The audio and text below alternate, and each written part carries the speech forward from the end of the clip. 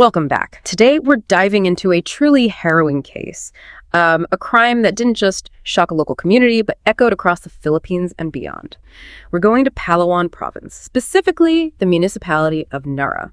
Now, if you know Palawan, you probably picture pristine beaches, incredible biodiversity. It's often called the Amazon of the sea, just stunning natural beauty.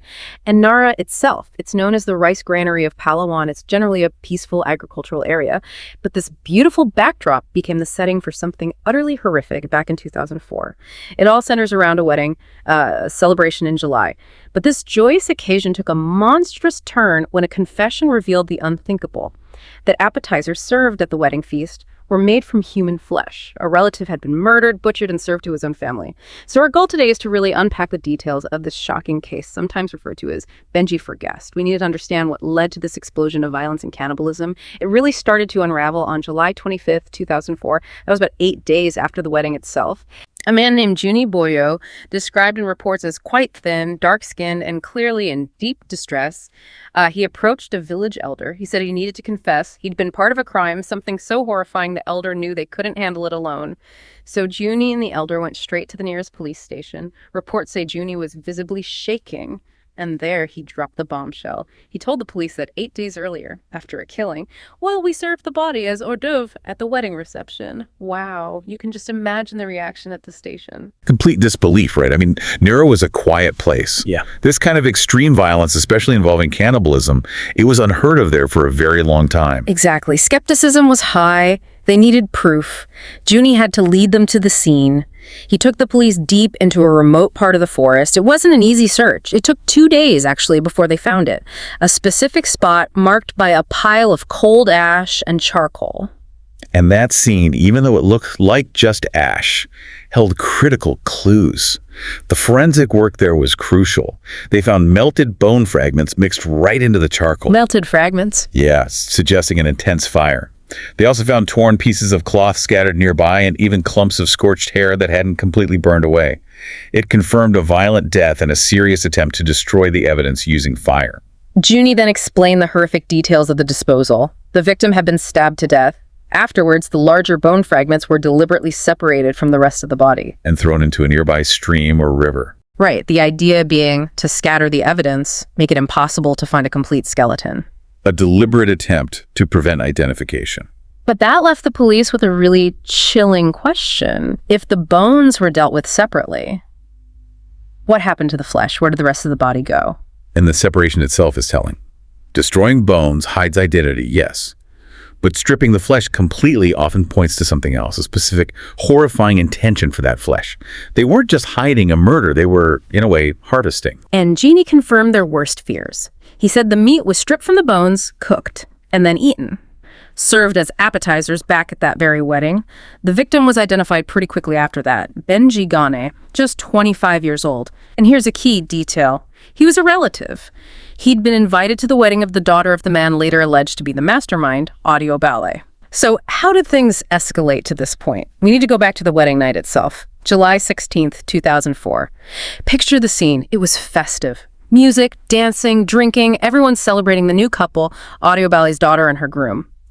But then an accident happened. Benji Dane was dancing, maybe had a bit too much to drink, who knows, but he tripped. As he fell, he instinctively reached out to steady himself. And his hand landed, unfortunately, on the bride's lower back, maybe her buttocks, an accidental grab as he was falling. The reaction was immediate and catastrophic. The bride screamed. The music just stopped dead. Suddenly, every single person was staring at Benji. The whole atmosphere shifted in an instant. From celebration to fury. Exactly. What Benji intended as breaking a fall was perceived by many, especially the bride's family, as a deliberate, vulgar act, a public insult. A profound dishonoring of the bride, and by extension, her family, right there in front of everyone. Benji knew he was in trouble. He desperately tried to apologize right then and there. He insisted it was a complete accident, that he just tripped. He apologized publicly to the bride, the groom, and very specifically to the father of the bride, Audio Ballet. Logically, you'd think an apology for an obvious accident, especially in that kind of setting, might smooth things over. But the reaction described was just immediate, lethal rage. It's hard to comprehend that leap. It speaks to the immense weight placed on honor in some contexts. For certain individuals there, especially key family members, a public act like that, even accidental, isn't just embarrassing. It's seen as a deep stain that words can't simply erase. Retribution becomes the perceived necessity. And while reports say some guests did eventually accept it was an accident and the party sort of resumed, 3 relatives did not let it go. They were consumed by this feeling of shame and rage. For them, their honor became more important than Benji's life. The key figures in this were Adiobale himself, the father of the bride, his 21-year-old son, so the bride's brother, and their 31-year-old cousin, a man named Sapura A. Pikor. These 3 decided Benji had to be punished severely. Their first step was to isolate him. They needed to get him away from the wedding guests without causing a scene. And that's where Juni Boyo came in again. They recruited him, told him to lure Benji away. Benji, probably thinking they just wanted to talk privately, maybe smooth things over, completely trusted them. He agreed to go with Juni and the others. He knew these men. They were relatives. They got into a vehicle and drove away from the wedding site. They headed deep into a dark, secluded part of the nearby forest. Benji started to get nervous. He could see their expressions were grim. Even Juni looked scared. Benji asked where they were going. That's when Adiobale reportedly pulled out a knife, told Benji to stop asking questions and just walk. They reached a spot near a stream. And then the attack began. Adiobale kicked Benji to the ground. It was brutal. Adiobale stabbed Benji repeatedly. The other 2, the son and the cousin, they joined in, beating and kicking him. Benji died there, quickly, from the assault, and Juni. According to his testimony later, he just stood there, frozen in fear. He witnessed the whole thing, but felt powerless to stop it. But the horror didn't end with the murder. What happened next is almost beyond comprehension. After Benji was dead, the 3 killers stripped his body. Then, they cut off his ears and his tongue, and they ate them. Right there, at the scene of the crime. A ritualistic element entering the picture. Yeah. It's not just murder anymore. No. And then they turned their attention to Juni. Adiobale saw him trembling, saw the fear. He dragged Juni forward, cut a piece of flesh from Benji's arm, and forced Juni to eat it. Making him complicit? Ensuring silence through shared guilt? Exactly. It was a calculated move to bind Juni to them, to make sure he wouldn't talk. Juni later recalled the smell of blood from that night, saying it was overpowering and lingered, haunting him. After that horrifying act of forced cannibalism, they needed to finish the cover-up and fulfill their twisted idea of justice. They dismembered Benji's body there in the forest. As we heard, the large bones were burned in that fire pit or thrown into the river, anything that could easily identify him. But the remaining strips of flesh, they bagged those up. With a specific plan in mind. Yes. Their intention was to take that flesh back to the wedding party, which was still going on. They planned to serve it as appetizers. As pulutan, the snacks often served with drinks in the Philippines. Seeing it as some kind of ultimate perverse punishment for the man they felt had dishonored the bride. It's just deeply disturbing logic. They returned to the wedding site. They put Benji's flesh into a freezer, apparently mixing it in with other meats that were already prepared for the guests. No one would know the difference. And later that night, or perhaps bleeding into the next day's festivities, it was cooked and served. Served to all the unsuspecting guests, including, presumably, other members of Benji's own family. And everyone just ate. No one noticed anything. Apparently not. People were celebrating, drinking, likely quite intoxicated. And crucially, no one noticed Benji was missing. How could they not notice he was gone? Well, the rationalization was easy, it seems. People just assumed that after the embarrassing incident on the dance floor, Benji had left. Left out of shame. Exactly. They figured he was too ashamed to stay, so his absence wasn't suspicious, it was expected. It made everyone completely oblivious to the true horrific nature of the food they were consuming. For 8 days, that secret held. But for Juni Boyo, the guilt and the trauma were too much. Reports describe him suffering from terrible mental anguish, insomnia. He just couldn't bear it. That's what finally led him to confess to the village elder and then to the police. Following Juni's confession and the discovery of the evidence, the arrests were made quickly. Adiobale, his son, and the cousin Sapura Pikor were apprehended, but they didn't confess. Far from it. They fiercely maintained their innocence. Reports mention them denying everything, even shouting at journalists covering the case. And that lack of confession, combined with the state of the evidence, created a real legal headache, didn't it? It did. You have the prime suspects denying involvement. You have a body that was deliberately dismembered and partially destroyed. So proving exactly who did what, who delivered the fatal blow, becomes incredibly difficult based solely on the physical evidence. Right, which led to a really difficult situation for Juni Boyo, the key witness. Because without confessions from the main perpetrators, Juni's testimony was paramount. But the authorities also faced pressure.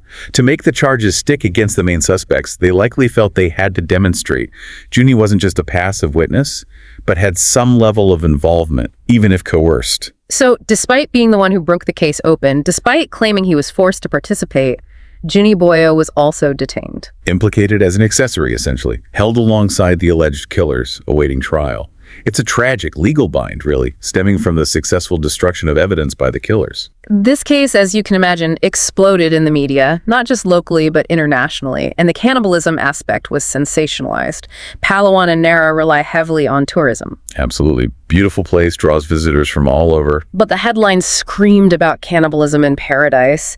It created this incredibly damaging narrative, this perception that the region somehow harbored a man-eating culture. Which was completely untrue, of course. This was an isolated act of brutality, not a cultural practice. But the damage was done. Tourists canceled trips en masse. Narra's local economy, dependent on that tourism, was crippled. It got so bad the local mayor had to issue public statements, trying desperately to refute the media narrative, stressing that cannibalism was absolutely not part of their culture, past or present. And this massive economic and reputational damage seems to have led to the final, somewhat frustrating part of this story: the secrecy surrounding the legal conclusion. What happened with the trial? Well, that's the thing. Because the town needed to recover, needed to rebuild its image away from the constant glare of international media focused on cannibalism, the judicial process was effectively sealed. Sealed from the public record. Yes. The final verdict, the sentencing. None of it was made public information. It was done, presumably, to allow the community to heal and the economy to recover without this case constantly being dragged back into the spotlight. So the ultimate outcome: whether Audio Bale, his son, and his cousin were found guilty, and what sentences they received, we don't officially know. And critically, we also don't know if Junie Boyo was eventually exonerated or convicted as an accessory. His legal fate remains unclear. Leaving this layer of ambiguity hanging over such a horrific event. It really does. The case of Benji for Guest is just a chilling illustration of how something seemingly small, an accidental stumble, could ignite such disproportionate rage. Fueled by perhaps alcohol and definitely this toxic idea of defending family honor, it spiraled into murder, mutilation, cannibalism. And ultimately, it didn't just destroy lives, it severely damaged an entire community's reputation and livelihood, largely thanks to how the story was framed. Yeah, that framing is key. It really is. It shows the danger of mistaking an isolated, horrific act of individual rage, likely fueled by specific circumstances, like intoxication and personal vendetta, for some kind of ingrained cultural trait.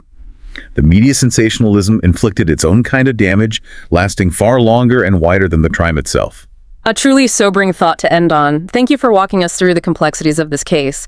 And thank you, our listeners, for joining us on this intense deep dive. As always, take care when exploring these dark narratives. If you found this story compelling and want more deep dives into true crime and chilling events, please do like, share, and subscribe to our channel, Horror Doc. It helps us bring more stories like this to light. Take care, everyone, and we'll catch you on the next one.